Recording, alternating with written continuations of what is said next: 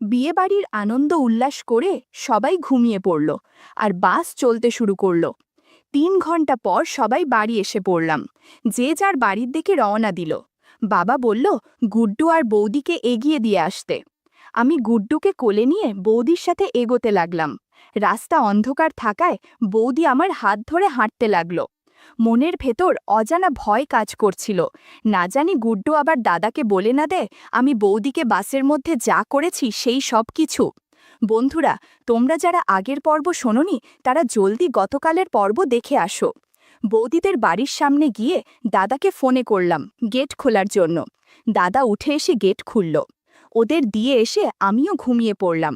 সকালে উঠে দেখি বৌদির মেসেজ করেছে, জানালো গতকালের খেলার কথা গুড্ডু ভুলে গেছে। মেসেজটা পড়ে হাফ ছেড়ে বাঁচলাম। এরপর বিছানা থেকে উঠে ফ্রেশ হয়ে নিলাম। সকালে খাবার খেয়ে কোচিংয়ে চলে গেলাম। আস্তে আস্তে বিকেল হয়ে গেল। আজকে বিকেলে গুড্ডুর পড়াও ছিল, তাই তাড়াতাড়ি স্নান সেরে ভাত খেয়ে নিলাম। তারপর গুড্ডু চলে আসলো। আমি গুড্ডুকে সাধারণত বারান্দায় পড়াতাম। আমি এসে বারান্দায় বসে গুড্ডুকে পড়াতে থাকলাম।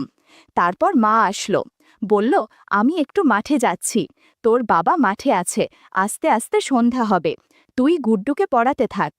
আমি গুড্ডুকে পড়াচ্ছি। 1 ঘন্টা পেরিয়ে গেল। তারপর কিছুক্ষণ পর বৌদি আসলো আমাদের বাড়িতে। বৌদি একটা হলুদ রঙের ম্যাক্সি পরে এসেছিল। ম্যাক্সি ছাড়া কিছুই ছিল না। গাছে জাম্বুরা বোঝা যাচ্ছে। আমি বৌদিকে এদিকে আসার জন্য ইশারা করলাম। বৌদি গুড্ডুর দিকে ইশারা করল। আমি আবার আসতে বলায় বৌদি আমার পাশে এসে দাঁড়িয়ে পড়ল। আমি গুড্ডুকে লেখার কাজে ব্যস্ত রাখলাম আর এদিকে বৌদির সাথে একটু মশকরা শুরু করালাম। ভাবলাম না, এখানে কিছু করা যাচ্ছে না। আমি তারপর বৌদিকে আমার ঘরে যাওয়ার জন্য ইশারা করলাম। বৌদি ঘরে চলে গেল আর আমি গুড্ডুকে আরও কিছু লিখতে দিয়ে বললাম আমি একটু পরে এসে দেখব। একটু পর ঘরে ঢুকে আমি তো অবাক। ঘরে ঢুকতেই দেখি বৌদি হলুদ ম্যাক্সিটা মেঝেতে পড়ে আছে আর বৌদি গান শেখার জন্য আমার ঘাটে শুয়ে আছে। ও ভাই, কি বলল, আমার খুব এক্সাইটেড লাগছিল। আমি দেরি না করে দরজা আজিয়ে দিলাম যাতে কেউ ডিস্টার্ব না করে। আমি বৌদিকে বললাম এটা গিটার, এটা আগে বাজানো শেখো। আমি ততক্ষণে তবলাটা বাজিয়ে নিচ্ছি। মিনিট খানেক এভাবেই চলল। কিছুক্ষণ পর গানের সুর ধরল। সারা ঘরে শব্দ হচ্ছিল। বৌদির সেই আওয়াজ লিখতে ব্যস্ত গুড্ডুর কানেও গেল। গুড্ডু বাইরে থেকে তার মায়ের চিৎকার শুনে ভয় পেয়ে গেল। ও ভাবতে লাগলো তার মার কিছু হয়ে গেল নাকি। গুড্ডু লেখা বন্ধ করে দিল। গুড্ডু চেয়ার থেকে উঠে আমার ঘরের দিকে আসতে লাগলো। গুড্ডুর পা কাঁপছিল ভয়ে। যত এগোচ্ছে তত বৌদি গানের সুর শুনছিল। এরপর খুব আস্তে আস্তে গুড্ডু ঘরের পর্দাটা সরিয়ে ভেজানো দরজাটা একটু ঠেলা দিল। দরজাটা একটু ফাঁকা হয়ে গেল। গুড্ডু পর্দার আড়ালে থেকে আমাদের কর্মকাণ্ড দেখতে লাগল। কিন্তু ও কিছু বুঝছিল না, ঠিক যেমনটা গত রাতে বিয়েবাড়ির বাসে হয়েছিল। 25 মিনিট পর বৌদি বলল, ভাই এইখানে করাটা ঠিক হচ্ছে, আমার কেমন যেন একটা ভয় করছে। আমি বললাম কিসের ভয়, এখন বাড়িতে কেউ নেই, বাইরে শুধু গুড্ডু আছে, আর ও তো কিছু বুঝবে না। বৌদি আস্তে আস্তে, বাবু তবুও আমার ভয় করছে। আমি বৌদির কথার পাত্তা না দিয়ে তবলা বাজিয়ে চলেছি। হঠাৎ বাড়িতে এক কাজের লোক চলে আসলো। বলল, ও দাদা, বাড়িতে আছো নাকি? ডাক শুনে আমি খুব ভয় পেয়ে গিয়েছিলাম। তাড়াতাড়ি সব ঠিকঠাক করে নিলাম। গুড্ডু আমার ঘরের সামনে দাঁড়িয়েছিল। সে লোকটার গলা শুনে দৌড়ে গিয়ে আবার নিজের জায়গায় গিয়ে বসে পড়ল। লোকটা গুড্ডুকে জিজ্ঞাসা করল, তোর কাকা কই রে? গুড্ডু বলল, কাকাই ঘরে মায়ের কথাটা বলতে যাবে, তখনই আমি বেরিয়ে আসলাম। বিরক্ত নিয়েই বললাম, কি চাই? কাজের লোক বলল, আগে তোমার বাবা আমাকে পাঠিয়েছে তোমাকে ডাকার জন্য, কি যেন দরকার আছে মাঠে, আর খাতা আর কলম নিয়ে যেতে বলেছে। আমি বললাম, আচ্ছা তুমি যাও, আমি আসছি। লোকটি যাওয়ার পর আমি আবার রুমে গেলাম। গিয়ে দেখলাম বৌদি একেবারে স্বাভাবিকভাবে বসে আছে। বৌদির মুখে আমি সেই অসম্পূর্ণ আকাঙ্ক্ষা দেখতে পারছিলাম। সবই বুঝছিলাম, কিন্তু কি আর করার, কপাল খারাপ থাকলে যা হয় আর কি। আমি বৌদিকে বললাম, আমাকে মাঠে যেতে হবে, তুমি গুড্ডুকে নিয়ে বাড়ি যাও। বৌদি বেশ অগোছালো ছিল। এইভাবে বাড়ির থেকে বেরোলে যে কেউ কিছু একটা ভাবতে পারে, তাই আমি বৌদিকে আমার গামছা দিয়ে দিলাম। গামছা জড়িয়ে বৌদি হাসতে হাসতে রুম থেকে বেরিয়ে পড়ল। আমি মাঠে গেলাম। গিয়ে দেখি আলু মাপা হচ্ছে, তাই বাবা বলেছিল খাতা কলম নিয়ে যেতে। তারপর মাঠের কাজ শেষ করে বাড়ি ফিরলাম সবাই। ফ্রেশ হয়ে বিছানায় শুয়ে ফোনটা হাতে নিলাম। বাড়িতে মন টিকছিল না আর, তার উপরে বৌদিকে সন্তুষ্টও করতে পারলাম না। এই সব ভেবে ভেবে রাতে ঘুমিয়ে পড়লাম। সকালে মার ডাকে সাড়া পেয়ে ঘুম ভাঙল। ঝটপট উঠে ফ্রেশ হয়ে নিলাম। আমার রুমে গিয়ে বই খাতা নাড়ছিলাম, তখনই দেখলাম বৌদিকে কলের পাড়ে দাঁড়িয়ে আমার রুমের জানালার দিকে তাকিয়ে আছে। তারপর আমি জানালার কাছে গেলাম, দেখলাম বৌদি আমাকে দেখে স্মাইল দিচ্ছে। সকাল সকাল স্নান সেরে একটা হালকা লাল ম্যাক্সি পরে দাঁড়িয়েছিল, চুলগুলো তখনও শুকায়নি। বৌদিকে ইশারা করলাম এদিকে আসতে, কিন্তু বৌদি ইশারায় বলল যে দাদা এখনো বাড়িতে আছে, তাই আমি আর কিছু বললাম না। আমি কিছুদিন একটু পড়াশোনা নিয়ে ব্যস্ত হয়ে পড়ি। দেখতে দেখতে 4 দিন পার হয়ে গেল। বৌদি আর আমার মধ্যে এই কদিন কিছুই হলো না। যখন একটু ফ্রি হলাম, এরপর থেকে আমি আর বৌদির সঙ্গ ছাড়া থাকতে পারছিলাম না। কেমন যেন দিনকে দিন আমি বৌদির প্রতি টান বেড়ে যাচ্ছিল। আমিও জানতাম যে বৌদিও মনে হয় আমাকে ছাড়া খুব কষ্টেই আছে। আমি আর থাকতে পারছি না বৌদি, তোমাকে ছাড়া, প্লিজ আজকে একবার তোমার দর্শন দাও। বৌদি উত্তর দিল, আজকে হবে না ভাই, কালকে তোমার দাদা বাইরে যাবে অফিসের কাজে, গোছাগাছ আছে। আমি মনে মনে খুব খুশি ছিলাম, কারণ দাদা বাড়িতে থাকবে না। কিন্তু বাড়ি থেকে কি বলে বেরোবো, কালকে সেই ফন্দি করতে করতে ঘুমিয়ে পড়লাম। সকালে উঠে দেখি দাদা রেডি হয়ে কোথাও যেন যাচ্ছে, আর পাশে বৌদি ব্যাগ এগিয়ে দিচ্ছে। আমি তাদের দিকে গেলাম, না জানার ভান করে বললাম, দাদা এই সকালে কোথায় চললে? দাদা বলল, অফিসের কাজে একটু বাইরে যাচ্ছি, কাল সকালে 12টা নাগাদ ফিরব। বৌদি আর গুড্ডুর লক্ষ্য রাখিস, আমি চললাম। আমি মনে মনে বললাম, তুমি চিন্তা করো না দাদা, আজকে তোমার বউয়ের খুব ভালোভাবেই খেয়াল রাখব। তারপর দাদা চলে গেল। আশেপাশে কেউ না থাকায় আমি বৌদির পাশে গিয়ে দাঁড়ালাম। বৌদি বলল, কি করছো কি, এইখানে কেউ দেখে ফেললে মুশকিল হবে তো? বৌদি মনে হয় মাত্রই স্নান সেরেছে, চুল থেকে কন্ডিশনার শ্যাম্পুর দারুণ স্মেল পাচ্ছিলাম।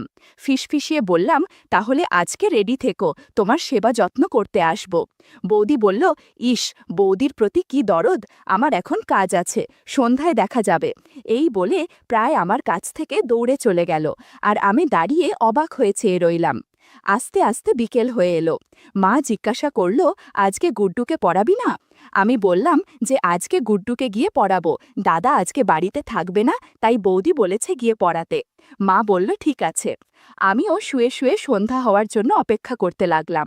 মনে মনে স্থির করলাম যে আজকে শক্তি বাড়ানোর একটা ট্যাবলেট খেতেই হবে। সন্ধ্যা হয়ে এলো, চারপাশে হালকা হালকা অন্ধকার নেমতে শুরু করেছে। আমি তাড়াতাড়ি তৈরি হয়ে নিলাম। বিকেলে মেডিকেল স্টোর থেকে একটা ট্যাবলেট নিয়ে নিলাম, যাতে সহজে ক্লান্ত না হই। আর দেরি না করে মাকে বলে বাড়ির থেকে বের হলাম। দাদাদের বাড়িতে গিয়ে গেটে নক করলাম। কিছুক্ষণ পরে গেট খুলল। গেট খুলতেই দেখি দাদা সামনে দাঁড়িয়ে। আমি যেন আকাশ থেকে পড়লাম। 1 সেকেন্ডের মধ্যে আমার সব আশা আকাঙ্ক্ষা চূর্ণ চূর্ণ হয়ে পড়ল। জিজ্ঞাসা করলাম, এ কি দাদা? দাদা বলল, কেন, কি হলো রে, খুব অবাক হলে মনে হচ্ছে। আমি বললাম, না মানে, তুমি তো অফিসের কাজে বাইরে গিয়েছিলে, কালকে আসার কথা, তাই একটু অবাক হলাম। দাদা বলল, অফিসের কাজে গিয়েছিলাম, কিন্তু কাজটা তাড়াতাড়ি শেষ হয়ে পড়ল, তাই আর নাইট স্টে করলাম না। কথাটা শুনে খুব হতাশ হয়ে বাড়িতে ঢুকলাম। ঢুকে দেখি বৌদি পুজোর ঘরে সন্ধ্যা দিচ্ছে। আমি বারান্দা দিয়ে ঘরে যাচ্ছি, সেখানে আমি বৌদির সম্মুখীন হই। আমি বৌদির দিকে হতাশভাবে তাকালাম। বৌদি আমার চোখে হতাশা দেখে বৌদিরও মন খারাপ হয়ে গেল। আমি আর কিছু না বলে ঘরে চলে গেলাম। কিছুক্ষণ পরে গুড্ডু আসলো। আমি গুড্ডুকে পড়াতে শুরু করলাম। তখন বাজে 7:30। পাশের রুমে দাদা টিভি দেখছে, সাথে বৌদিও। গুড্ডুকে পড়াতে পড়াতে অনেকক্ষণ হয়ে পড়ল। রাত 9টা বাজে। হঠাৎ তুমুল ঝড় শুরু হয়ে গেল, সাথে প্রচণ্ড বিদ্যুৎ চমকাচ্ছিল। এরই মধ্যে বিদ্যুৎ চলে গেল। গুড্ডু ভয় পেয়ে দৌড় মেরে বাবা বাবা করতে করতে পাশের রুমে দাদার কাছে চলে গেল। চারিদিকে বৃষ্টির আওয়াজে কিছু শোনা যাচ্ছিল না। একটু পরে বৌদি রুমে আসলো, একটা ল্যাম্প নিয়ে। বৌদিকে দেখে আমি কিছু বলছিলাম না, কারণ দাদাকে দেখে আমার সব মুড তো অফ হয়ে গিয়েছিল। তার উপরে এখন বাড়ি যাব, কিন্তু বৃষ্টির জন্য তা আর হচ্ছে না। বৌদি একটা পাতলা শাড়ি পরে ল্যাম্প নিয়ে দাঁড়িয়েছিল। বৌদি আমার মুখের দিকে চেয়েছিল। বৌদির মুখটা ল্যাম্পের আলোতে অনেকটা উজ্জ্বল দেখাচ্ছিল। তার চাহনি দেখে আমার কেমন যেন অনুভূতি হচ্ছিল। বৌদির দিকে তাকাতে কেমন যেন অস্বস্তি লাগছিল আমার। বৃষ্টি আরও ক্রমশ বাড়তে লাগল। বৌদি বলল, আজকে এইখানে খেয়ে বাড়ি যাবে, বসো এখন। দাদা বলল, একদম ঠিক বলেছ, আজকে না খাইয়ে যেতে দেব না না আমি ওকে। তারপর আমার আর কিছু বলার থাকে কি? ল্যাম্পের আলোতেই বৌদি আমাকে আর দাদাকে খাবার দিল। খাওয়া দাওয়া শেষ করে আমি বারান্দায় আসলাম। বৃষ্টি থামার কোনো চিহ্নই নেই। দাদা বলল, দাঁড়া, আমি কাকুকে ফোন করছি।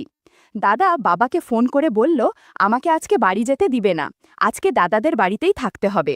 বাবাও রাজি হয়ে গেল। কিন্তু আমার দাদাদের বাড়ি থাকার কোনো ইচ্ছাই করছিল না। কিন্তু কিছু করার নেই, থাকতেই হবে। তখন বাজে 10:45। আমি পাশের রুমে গিয়ে শুয়ে পড়লাম, আর দাদা, বৌদি, গুড্ডু পাশের রুমে শুয়ে পড়ল। শুয়ে শুয়ে আমি বৌদির কথাই ভাবছিলাম, ঘুম আসছিল না।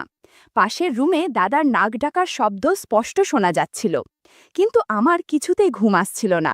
বারবার বৌদির কথা আমার চোখের সামনে ভাসছিল। তখন রাত বাজে 12টা। প্রকৃতির ডাকাসাড়া দেয়ায় বাইরে গেলাম। একটু পর ঘরে আসলাম। হঠাৎ কি যেন মনে হলো, দাদার ঘরের দরজার সামনে গিয়ে দেখলাম যে ভেতরের দরজা লক করা নেই। মানে দাদার ঘরের মেন দরজা লক করা, কিন্তু আমি যেই ঘরে রয়েছি সেই ঘর আর দাদার ঘরের মধ্যে চলাচলের জন্য একটা দরজা ছিল। সেই দরজাটা লক করতে হয়তো ভুলে গেছে। আমি আস্তে আস্তে দরজাটা ধাক্কা দিলাম। দরজাটা খুলে গেল। ভিতরে দেখতে পেলাম যে সবার আগে গুড্ডু আর দাদা এক সাইডে ঘুমোচ্ছে আর বৌদি অন্য সাইডে। ঘরের ভিতরে শুধু একটা ল্যাম্প চলছিল। সেই ল্যাম্পের আলোয় বৌদিকে নাইট আউটফিটে দারুণ লাগছিল। নিজেকে সংযত রেখে বৌদির কাছে এগোতে লাগলাম। জানি না তখন আমার কি হয়েছিল। দাদা ঘরে থাকা সত্ত্বেও আমি নিজেকে আটকাতে পারছিলাম না। এরপর আমি এমন একটা কাজ করলাম যে কারণে বৌদি ঘুমের ঘরে বলল, আহ সুনীল, কি করছো কি?